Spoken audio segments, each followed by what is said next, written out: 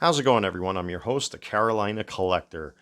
First, I want to say thank you guys for helping us breach the 450 subscriber mark. You can help this channel reach 500 subscribers, 1,000 subscribers, 5,000 subscribers by simply subscribing to the channel, commenting in the comment section below, and of course, smashing that like button with every upload. So it's a really nasty, crummy day today. It's Saturday morning, 11:05 approximately. And it's pouring rain out there. My car is in the auto body shop because my transmission blew out, which I'm not thrilled about. I just got the phone call this morning that they gave me the bad news, so I'm looking at a pretty penny. I'm going to have the entire transmission redone, which has got my... if you guys own a car, which I'm going to assume most of you do, that could be a pretty expensive fix. Pardon me, but thank God I got the money and I can actually afford to repair my car. You have to have a car down here. This is the deep south, so not many things and not many stores you can actually walk to around here, so you have to have a car. So what choice do I have? But I do have Lyft if I need to get around, and I can always order groceries off of Walmart's app. There's Walmart's right around the corner here, or I can always walk. So at least I'm not completely stranded. That's what I'm getting at. But anyway, with all that being said, I wanted to show you guys behind the scenes as to how I have been refining the treatment of the cards that I have been selling to most of you on my eBay account, which also helps to support the channel. So as you guys know, I've been ripping a couple hundred packs of these Mitchell and Ness cards, and I have been reselling these loose cards on eBay. And they have been selling quite well. Now that baseball season's in full swing, my sales have actually gotten a lot better because now we're starting to see who is who. Like your Shohei Ohtani's, your Gunnar Henderson's, your Anthony Volpe's.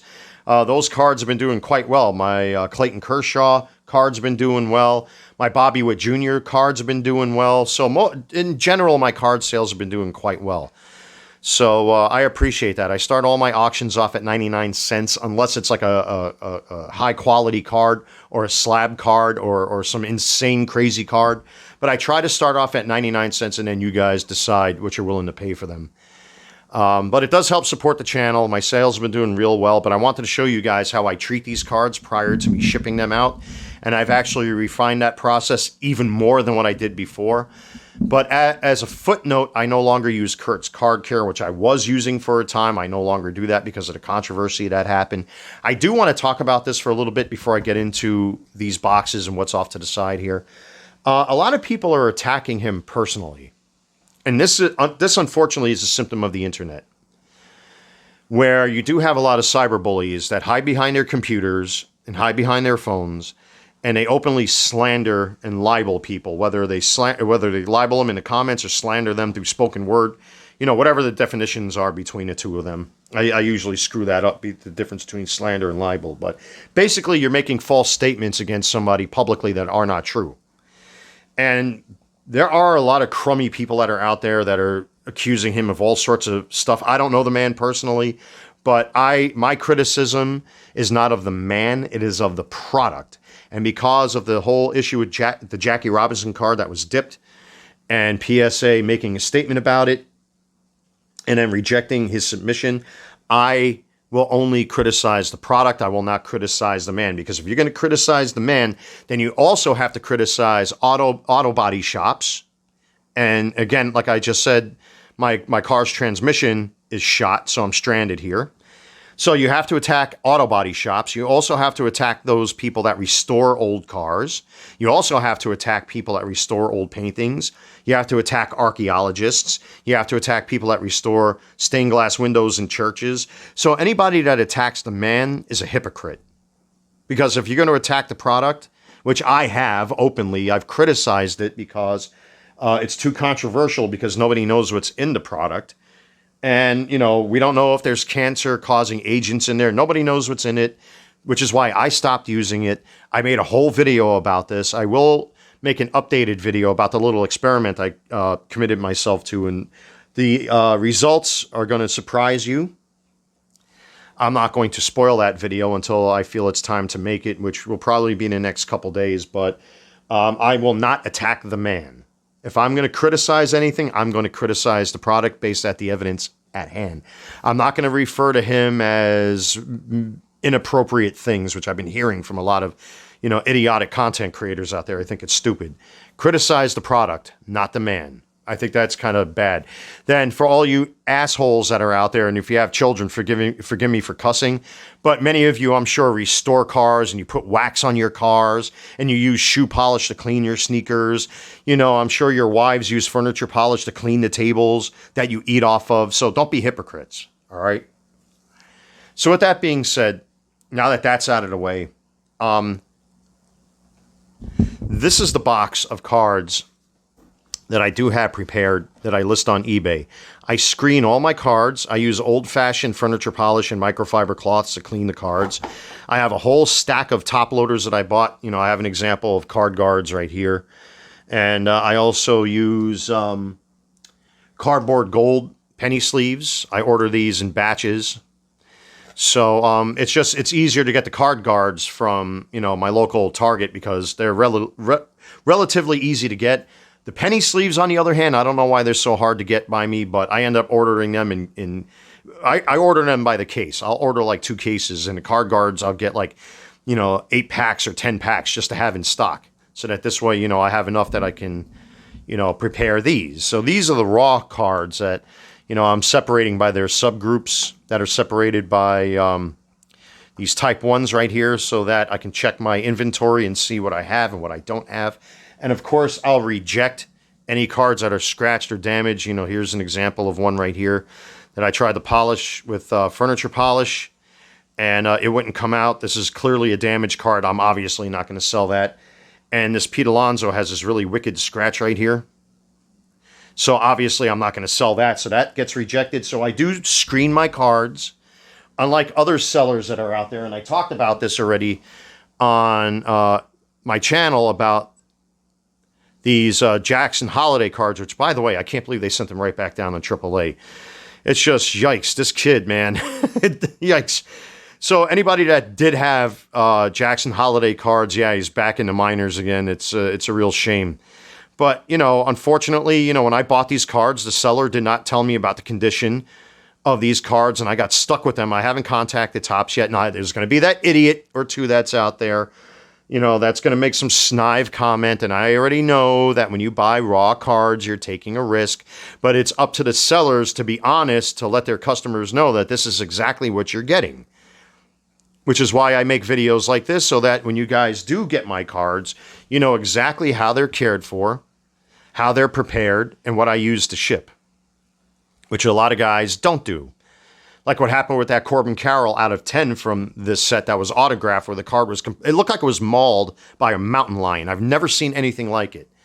But I was able to get my money back, and I haven't seen it relisted because I think the seller realized that, especially after me screen capping our conversation, where all of a sudden I couldn't message him because he blocked me. He knew he screwed up. I got my money back. Otherwise, I would have went through my bank and got my money back that way. And nobody wants that to happen, because my bank will go directly to that person's bank and directly take it out of their account by force. So sometimes it's required to do a thing like that. I rather my customers contact me and say, hey, look, I got this issue, which, a couple of my cards did get sent back recently because the post office is a real stickler for certain things. I'll get into that in a little bit. But anyway, I just want to show you guys how I store the cards. So these 2 boxes here, I just bought a 3rd and 4th one. Because clearly, you see how many loose Mitchell & Ness cards I got here. These are all the Topps Chrome 2023 Mitchell & Nesses here that are, I haven't cleaned them yet or prepped them yet. But they're stored in a cardboard box that's covered at nighttime. I put it in my closet, just like with the prepared cards for shipping. These also have been separated. They've been cleaned, brand new penny sleeves, brand new top loaders. They go into storage as well at nighttime when I have enough prepared that at least I can keep ahead of my orders. But I wanted you guys to see how I care for these. I will reject cards that are damaged. So at least you know what you're getting from me. Unfortunately, with Topps Chrome, you guys all know that there are going to be print lines and stuff like that. That's kind of unfortunate. There are going to be cards that, I will I will draw the line as to what I will sell to my customers. If the print lines are faint enough where it can be passable, I will sell them. But if they're too pronounced or anything like that, I'm just going to outright reject them. I'm not going to sell a card to a customer that's going to get like a piece of crap. And I have enough of these that I can reject some of these cards and make sure that you guys get the best quality cards you can. So, but like I said, I'm still separating all of these. These have been, I just put these here for now. I have to go through each of these because there are subgroups, which if you see, I got these top loaders here to separate them into their subgroups. And there are actually other cards from other sets that I will be selling eventually. For example, I got some Top Series 1 right here that I just got done going through. Somebody actually bought one of my LED La Cruzes recently, so you see I got some Evan Carters here. I got a whole bunch of LEs. Now, for my PC, I do have Team Borders and an auto of his. I also have a relic of his from this set, so I'm not worried about selling off some of these base rookies. I also got, I have a blue border Evan Carter, and I have a gold border Jason Dominguez, so I'm not worried about selling off these. So I got plenty of these for sale, which will be put up when I have some time, some Sal Freliks. I know I got some Colton Cowsers I have to go through yet. I haven't pulled them from my Top Series 1 yet.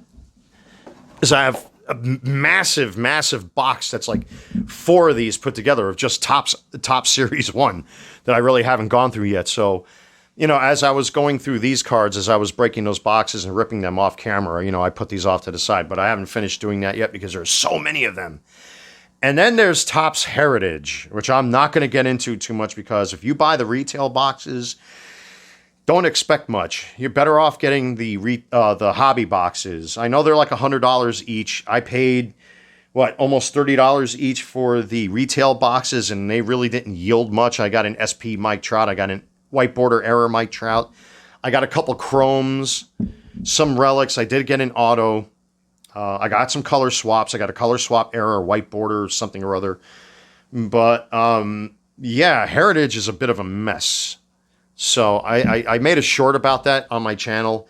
It's good I didn't bother to go through that, go through the pain of like trying to figure out what is what with that set.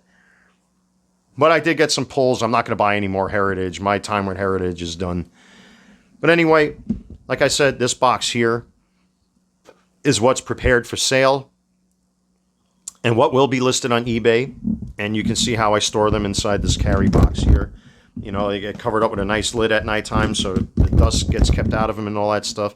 So the cards are well protected. The loose cards are protected. The prepared cards are protected. And then we move along. You guys will see what I use to ship these out in. I was going to use Type 1s, but I feel like these are a lot stronger. And I take extra precautions with my shipping, as I tend to use these. These are fold-up cardboard sleeves that protect sports cards and stuff like that and photographs. And I can probably get away with using or packing 2 cards into one of these envelopes. Unfortunately, I'm not going to take a risk anymore because, again, the post office, they're very, very shrew when it comes to the thickness of the envelope. So if you guys are looking for combined shipping, unfortunately, it's done through weight and size.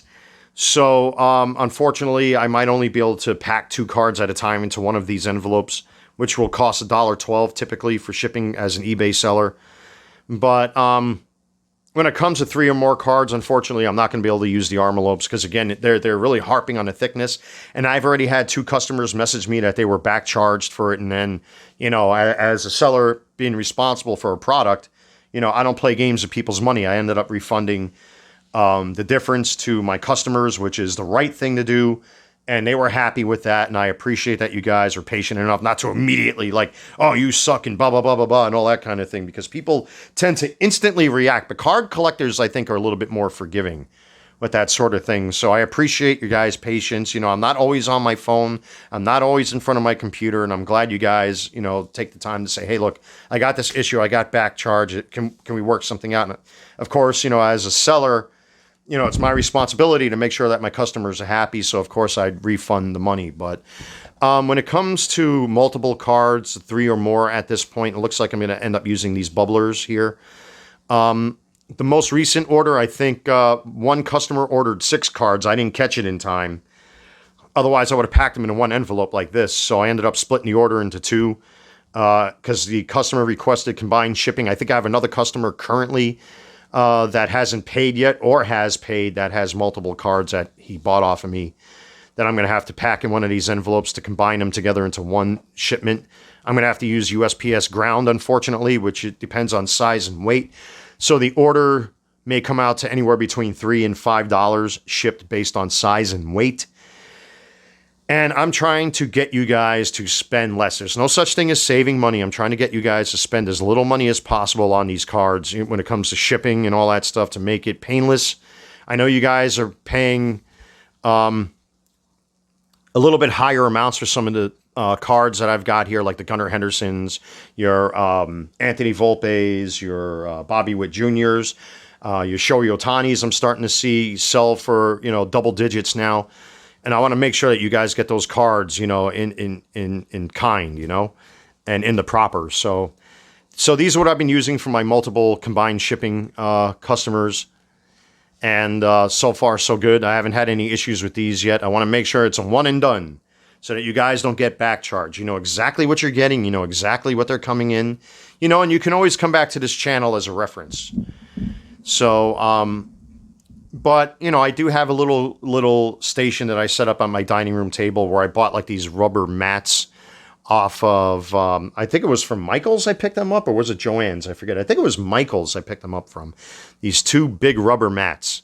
Very similar to mouse pads, but they're really not mouse pads. I use them to protect the card so that they're not on a raw surface. Even though like I do have a wooden table and I wax it and the surface on it smooth, still I prefer to use a rubber surface so that this way, or foam surface so that this way the cards are even more protected and cared for a bit more so that this way they don't get scratched and scuffed and they don't move. Sometimes you could be just, searching through your cards like this and there might be a little dust and dirt and you'll know it right away. And I don't squeeze my cards. I kind of like let them loosely flow through my hand and stuff. But sometimes there'll be a little dirt and dust in there and you'll know it when you scratch a Topps Chrome card. So, but anyway, I wanted you guys to see how your cards are prepared and how they're stored and whatnot. So, here you are. The raw 2023 Topps Mitchell & Ness cards you guys have been seeing me rip here on the channel. Here are some that are prepared and ready to go. I know I just had a sale recently that I'm going to have to put together for 1 or 2 of my customers. And now you guys see exactly what it is I use, the type of envelopes I use, how I prep them and whatnot. And that's pretty much it. So you know what you're getting from me. And that's pretty much it. This is just my methodology of being an, eBay sports card salesman. And I want to make sure my customers are happy. I want you guys to see everything that goes on here. Again, I don't use Kurt's Card Care anymore because of the recent controversy. I'm not attacking the man. I'm not going to engage in personal attacks because he hasn't merited that. I don't think he deserves it from some of the god-awful things I've been seeing people say about him. But that's a symptom of the internet, unfortunately. But yet, the product is too controversial, and I felt, it was time to stop using it. So the only thing I'll use is microfiber cloths and maybe a little furniture polish to get some of these skid marks off of these cards or fingerprints. But a lot of card guys do that anyway. But at least what's in those, what's in those sprays. That it's not some unknown stuff that could potentially cause cancer or something like that, Again, I'm not saying or accusing the man of putting, carcinogens in his products. What I'm saying is that for right now, for the time being, I feel that until somebody says otherwise or until he releases an ingredients list, it's not wise to use it anymore. That's what I'm saying. So with that, ladies and gentlemen, if you want to help to support the channel, again, the Carolina Collector 001, all lowercase letters, one word on eBay. I'm fairly easy to find. You know exactly what you're getting. I usually ship out within 3 to 5 days, including weekends. I try to get these out as soon as possible. I am fairly easy to get in contact with on eBay. If If you have any questions or anything like that, you can always message me there when it comes to these card sales. And you're also helping to support the channel. And, you know, you're always going to have the one or two dimwits that are out there saying, well, you spent all this money on these cards. Well, if you've seen the refractors I pulled, including that recent Adley Rushman out of 5, I've made my money back tenfold with just the refractors alone. So, you know, and plus now with baseball card season in full swing, you know, what I'm getting for these cards now is more than enough to make up for what I spent on these. So, but again, you're helping to support the channel, guys. Thank you so much. I do have another, I believe I was able to procure another 21 packs of these, I believe. I think one seller sold me, or was it 12? I forget. One seller sold me 10 and another seller sold me either 11 or 12. I forgot. I got to check my eBay. But I do have 20 something packs coming. But it's becoming a little bit more difficult to negotiate prices with some of these eBay sellers because they want exorbitant prices for these, and it's just not going to happen. I spent enough money on these already as it is. As you can see, I mean, I don't know how many of you out there have a massive amount of these Mitchell & Ness cards like I do. But like I said, I'm making them available for sale for you guys. Check them out, the Carolina Collector 001. It does help out the channel here. So with that being said, you know what you're getting. That's what it is. Thank you, everyone, for making this channel possible. I am your host, the Carolina Collector. Like, comment, subscribe. Take care. God bless. Stay safe. And until next time, I will see you soon.